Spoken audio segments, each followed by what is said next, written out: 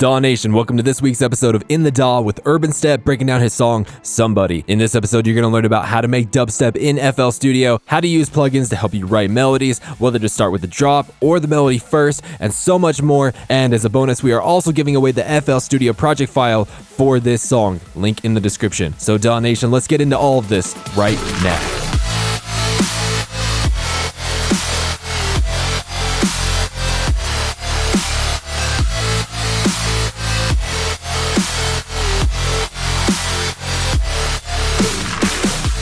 Generally start with the drop, or do you more start with the intro, or does it depend on the track generally? Mostly on the drop, like to create like the hook first. I can just work around it usually, but it can be different. But yeah, in most cases I start with the hook. Awesome. And how do you generally, like in terms of making sure the intro and the breaks and everything match up with the drop so they sound like the same song? How do you generally do that, or is it more just based on ear and stuff? I usually know my chord progression that I start with, like making track. Usually make hooks based off that. As it comes for intro, for something that comes around the drop, basically like build-ups, all that stuff. Yeah, general mood, I guess main chord progression. Sometimes, let's say in drop, I use like shorter note. I just make them longer, like let's say an intro. That's also an option. You basically just use like slower melodies somewhat. So that create like atmosphere instead of less that dancey vibe, which you kind of get from the drop. So it's taking like the same chord progressions, just kind of using them in a slightly different way. I have like right now some of my like favorite chord progressions that I kind of work with like in different keys, but it's still kind of like the same formula in a way. But I'm trying to actually get away from it because it gets a little boring. It's one of the first tunes that I've kind of executed this concept that I kind of use it like further in different tunes. But yeah, Somebody is like one of my favorites I've ever done. It's pretty simple, but it kind of works. So when you are creating the chord progressions, the melodies, all that kind of stuff, what is your particular method of doing that? Do you sit down on a keyboard? Do you click in a melody? You know what I mean? Like, what's your particular method of creating the melody? It depends on the key, and I also know the basic, I guess, melodic keys, melodic scales. I basically know the notes that I can use in minor scale, and I just kind of work around that. I just see what kind of mood I'm going for, and I just move notes here and there and see what I like. Sometimes I come like into the project and I add like a chord progression that I kind of had like in mind, and then I just basically work around it. Right. And so do you use a MIDI controller or do you click it in? I basically click it in. Maybe it's even kind of weird that my style is like it's mostly melodic, and yet I kind of just click it. That's awesome, dude. There's nothing wrong with that. I love clicking in melodies. I also love using the push, so it's whatever you feel that day, right? At some point, I want to finally get some kind of MIDI keyboard, and maybe that will make my melodies better because they will be like more improvised, less less electronic. Have you thought about getting the what's the FL controller that just came out, like the FL Fire? Do you know what I'm talking about? No, actually, I didn't see it. So it's like FL Studio's version of the Ableton Push, but not really. Do you know what I'm talking about, Adam? Not specifically, no. I mean, I kind of blank out stuff from like NAMM that isn't relevant to me because there's so much stuff that comes out. There's lots of people trying to do push-like controllers because the push was so successful for Ableton. Go ahead and check that out because it's a MIDI controller specifically made for FL Studio, made by ImageLine, right? And it's probably more cool. FL20, right? I still use FL11. I'm that type of cool guy. But I actually like FL20, and I think I might switch soon.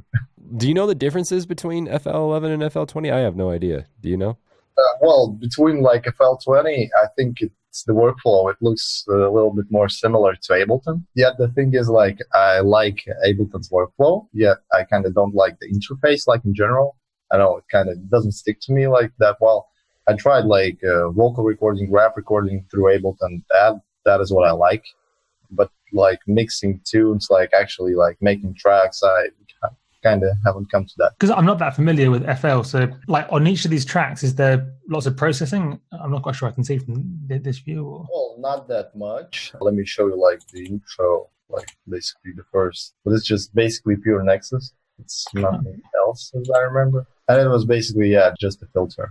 Just a filter that is like low pass, high pass. Is Nexus your kind of go-to lead machine? It's just basic guitar. Like, it's nothing. In most cases, actually, it wouldn't sound good because that guitar doesn't sound like as a real guitar. But on some keys, on some riffs, it actually does work. This tune is like, it's in A minor, and for some reason it works. I tried this guitar in other tracks and only like in specific keys. Let's talk about your drop bass. So in the bass, your like main drop bass that you have going on, what's the sound design that went behind that? This is like, I think, my signature sound somewhat. This is basically soft that is like similar a bit to Twofold. Even like the project name is like Where Drum and Bass Twofold. Originally, like the track was drum and bass and it was like called Nobody. And I basically somewhat, I don't know, messed around with it and made a dubstep version of it, and it basically turned into Somebody. And so did you make that drop bass in Massive? Yeah, I think it, but yeah, this tune is pretty old, so that you just realize that it's pretty old. It was made, I think, in early January 2016. I think nothing too complicated. Wavetable position, grain 1, basically spectrum, like it's all pretty easy. And do you have it layered, or is it just like, is there another patch that you have? Yeah, okay. Yeah. I have it layered with my signature sound. You made that Massive as well. Oh yeah. And do you choose your sound before you write the melody, or write the melody before you choose the sound? Usually melody. Then I just look for a sound that like fitted better. I kind of go through sounds. I listen, and realize what I want. But it's not always like that. Sometimes I just come into the project, get things done real fast, and the tune is being done real fast. Yeah, it depends. It's not always like that. Are you excited about the new version of Massive that's coming out in a few months or so? Actually, I am. Yeah. I've been meaning to ask you about it. I hope it'll be a game changer compared to like Serum, because Serum actually like changes the game basically. But at some point, imagine like the possibilities of Serum. I mean, the problem with whole like Serum wave that everybody sounds the same. At least in my opinion, almost like every time you can hear that sound was made in Serum for some reason. I don't know why. Maybe like the processing, like whatever. Like the workflow, because people like copy each other, especially when it comes to dubstep. Basically, all that bro step wave, the modern like wah wah wah wah wah wah wah wah wah wah wah, and of course when it comes to like rhythm, how do they call it? Womp womp womp womp womp womp womp. Yeah, and it's usually like all the same, basically the same pattern, but just a little bit different sound. I think that's more of a people thing than a Serum thing. There's not even that much about Serum that tends to make people make sounds like that. It's more like people end up making sounds like that, share other people, and then they all end up doing the same sorts of thing. Yeah, somewhat. In my opinion, they just a little bit lose their identity with that. But I understand where they're coming from. They hear the sound, wow, this sound is sick, I want to make that sound as well. It's still kind of riding this plugin train that we're on right now, because like for all of us, Serum was that plugin a couple years ago that was like, this is a game changer, this is insane. Yeah, it actually was, and it still is. So like, what has been a plugin since Serum that was just like, wow, this is something else, this is game changing? I think since Serum, nothing really came out like that kind of made me like, wow, at least from what I saw. Yeah, so I mean, Serum's definitely been the biggest synth ever, every dimension in terms of like popularity and potential and it being a platform more than a plugin and so on. The one that's come second to that is probably being Captain Chords from Mixed in Key. It certainly hasn't taken off as much as Serum has. I don't know if it's taken off as much as I feel like it should have done. I really felt like they got everything right in the way that like Serum gave you exactly what you needed to, hid away the powerful features, intelligent way, like put everything center stage that needed to be. They just, like Serum was just well thought through. I felt the Captain Chords was well thought through in exactly the same way. Like Captain Chords you can use really simply, or you can go super deep and get really advanced if you need to, and it kind of layers it in a really clever way. But yeah, so I suppose for those that don't know, Captain Chords it's like a way of generating chord progressions. So if you struggle writing chords or writing chord patterns, or maybe writing melodies for chords, Captain Chords is by far the best plugin for that, because it's got Captain Chords is the chord right inside of it, but then you can link up Captain Melody to write melodies related to the chords you've already got, or Captain Deep to write bass lines related to the chords you've already got. So you can kind of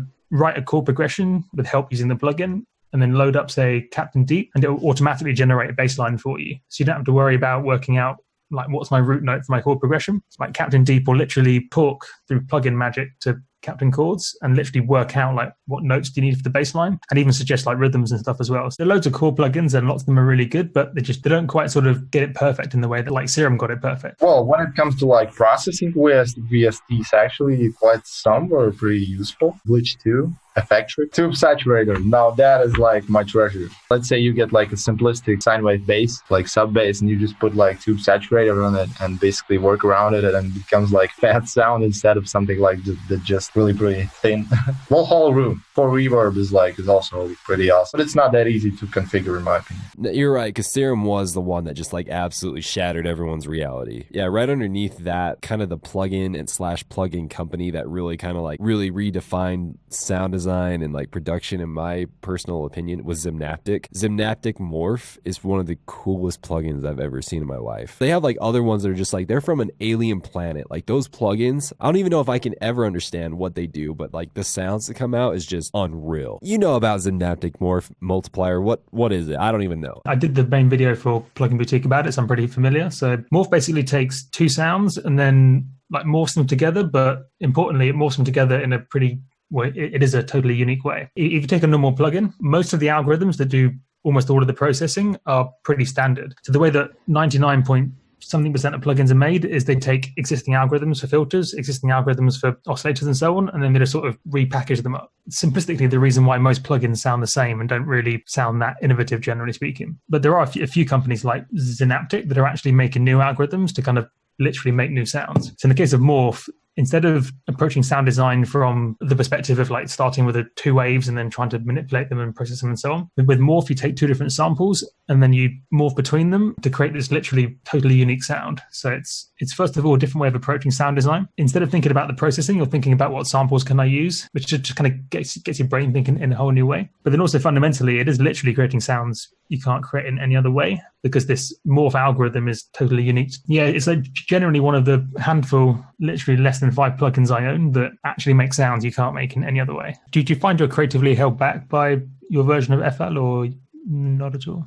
Yeah, somewhat. I'm just comfortable using it like for years. When I saw like FL12, I didn't like what they did. Basically, I'm kind of that guy that changes, not always for the better, but it's cool to have changes. Yeah, it pushes us further, like makes us evolve. I'm not sure. Yeah, I didn't like FL12. FL20 looks interesting. It's also a different workflow. And how long did this track take roughly to make? This tune actually took me 2 days. I got a music business tip for our viewers this week. This is so good. For those listeners that have been listening that have been really tuning in lately to the music business tips, Instagram is the biggest social media out there, the most progressive one out there with the most organic reach and so on and so forth. Basically, Instagram is where it's at right now. One of the biggest things on Instagram to be able to leverage is the swipe up function inside of stories. If you don't know what that is, you go to a story, you can post a story, and you can link out in that story so you can say, hey, if you want to check out this song, swipe up. But the only way that you can unlock that function is if you have more than 10,000 followers on Instagram or if you get verified, which is almost as hard as getting 10,000 followers. Up until this point, it's kind of like you had to do these workarounds, kind of sucked, but Spotify came in and saved the day, because most of the time when you want to link something out as a music producer, it's to Spotify, right? You want to drive people to Spotify to get more views and whatnot. What you can do now, this is so cool. You can go to your Spotify and you can select whatever song you want. It doesn't even have to be your song. Of course, it can be your song, but it doesn't even have to be. You go to a song on Spotify and you click share. When you click share, it's going to come up and one of the sharing options is going to say Instagram stories. You can share it straight to your Instagram stories and link it out to that song. And so if you don't have 10,000 followers, this is amazing, because if you just release a song, you can share it to your stories, click here to check out this song, and it'll click on it and send them straight to Spotify and they can listen to that song. This is huge. This was amazing. This is like what everyone has been waiting for. Spotify did us a freaking solid, all right? So that's a music business tip for this week. Utilize the living crap out of that. Literally, you should be using that every day. In my case, thanks to Spotify, I'm able to make like music full time. Spotify helps a lot. Streaming services, actually, if you kind of get to grow them like good following, they actually let you become like independent from labels, independent from like booking promoters, all that stuff. So you can basically be busy like making music and actually like releasing it, like working around it, instead of basically talking to label guys, talking to booking promoters, finding like all those agencies, all that stuff. To be honest, yeah, with my style, I'm not like the first guy that you would like call for a gig when it comes to, let's say, oh, I want a dubstep artist. Why would I get Urbanstep if I can get Virtual Rise, for example? When it even comes to melodic music, probably like 7 lines. But still, I found my niche, and I think everybody should like do so for some reason. As I'm not like big friends with like most part of the scene, still kind of managed to like make my own like place in the scene, spot somewhat like that. I think that kind of gives you like longer lasting career when you have like your own like fan base. Maybe it's like outside the scene. Maybe it's like people that don't usually listen to the genre that you make. I think it's even better. But of course, when it comes to online, maybe it might not be that good when it comes to gigs. The nice thing about what you're doing is your fans can be spread over the entire world, whereas to draw a big crowd in one city means you have to have the 300 or 400 fans like in that specific city. Yeah. If you want something through Spotify, you can literally have fans in like 60,000 cities or 100,000 cities. That's more, I guess, a question. Let's say, what would you prefer, like having like 10,000 fans spread across like 20 cities? Or would you prefer like having, let's say, 2,000 fans like in one city? I have them spread across 100% personally. See, that's the thing. Like when you have like spread across people, you have like less chances of actually getting a gig. That's somewhat a problem, because if you kind of get everywhere like 50 people, that doesn't make you like sold out shows and all that stuff. But basically those 2,000 people like in one city, they can make you a sold out show. That's true. I guess I'm looking at it through the lens of like an internet marketer. To me, I think that musicians that rely just on playing shows for their income is one of the stupidest things that you can do in this day and age. You enjoy playing shows, and if it is bringing you in a lot of money, high five, that's great, then keep doing it. But to think that that is like the biggest, like the pinnacle of making money in music is like, it's absurd. There's so many other things that can make so much more money. You're like at the top, like the Seven Lions, the Illeniums, the Skrillexes. Yeah, you're getting paid $100,000 an hour. Yeah, that's obviously going to be just unreal amount of money for you. You know, that's worth it. But you probably also like earn tons of money like from Spotify alone. Dude, like there's so many other avenues to be making much better money with much less stress than through shows. I'm biased. I'm an internet marketer, so like that. Back to what we were talking about, nonetheless. How do you approach the arrangement? Do you put much thought into it, or just sort of follow your ears and see what happens? I'll show you actually like the process. Let me just basically write something. Let's go for like trappy rhythm. Basically the same chord progression this tune uses. Well, we got something that sounds already good, probably.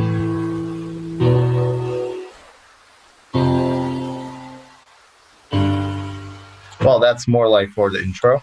Let's say you can already like hear. It's pretty simple. And let's say like on this like empty space, you can basically put a wah that kind of breaks it like. Or basically you can like put something that goes higher on the pitch or like lower in the pitch, depending on what you want.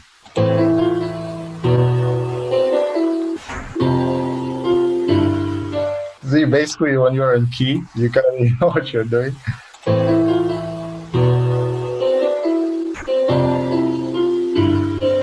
Actually, this sounds good. I like it. Let's just put like, I don't know, about a little bit better piano sound. Let's like get it from Nexus, maybe.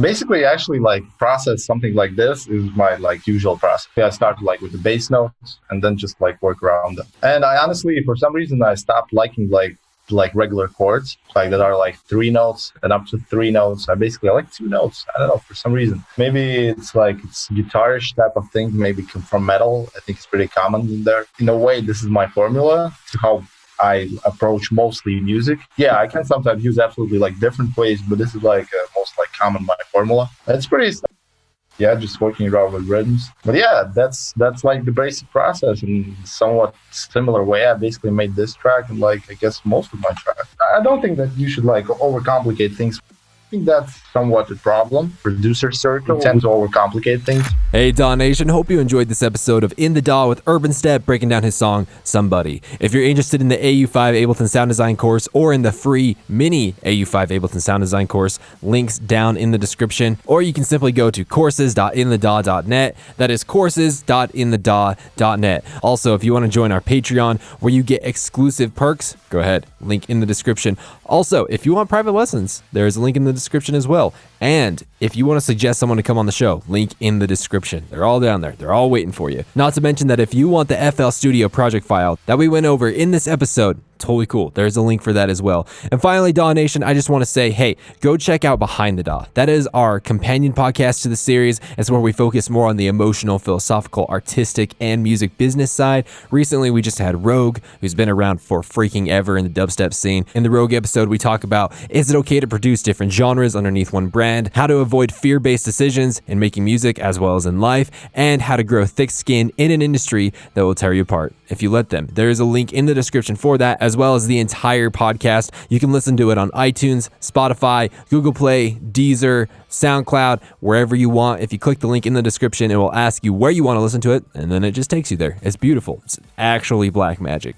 So, DAW Nation, I hope you enjoyed this episode, and right before you go, let's hear a word from our sponsor. DAW Nation, in the last couple episodes of In the DAW and Behind the DAW, I have talked so much about the AU5 Ableton Sound Design course. I've mentioned about all the perks that you get by purchasing it, and I've talked about all the success that students have had just implementing it. I've talked about how we've had almost 1,000 people sign up in a month, but what I want to tell you, DAW Nation, is actually we are adding onto it. We're adding more and more and more videos onto it. Right now, we're currently working on about 50 to 100 new videos that we're going to be adding to the AU5 Ableton Sound Design course. The beautiful part is that if you've already bought it, you will pay no extra price. You can basically think of it as an update, but the problem is if you haven't bought the course yet, you are going to have to pay, unless you hop on the deal right now. On April 26th, we are increasing the price from $150 to $250. But if you hop on this chance right now to go buy the AU5 Ableton Sound Design course, not only will you have the chance to pay the lower price, but when the new videos come out, you'll get all of them for free. But if you buy after April 26th, then you're gonna have to pay the full price. So DAW Nation, there are links down in the description for the AU5 Ableton Sound Design course. I would highly encourage you to click on that. I'd highly encourage you to check on that. And at the very least, go ahead and take our free mini AU5 Ableton Sound Design course. We've been updating the videos. We've been adding even more videos. So there's even more content in there, more instrument racks, more effects racks, more project files. But again, this is only until April 26th. So DAW Nation, I highly encourage you to check on it. But DAW Nation, thank you so much for listening to this week's episode. And make sure to check back here next week for our next episode.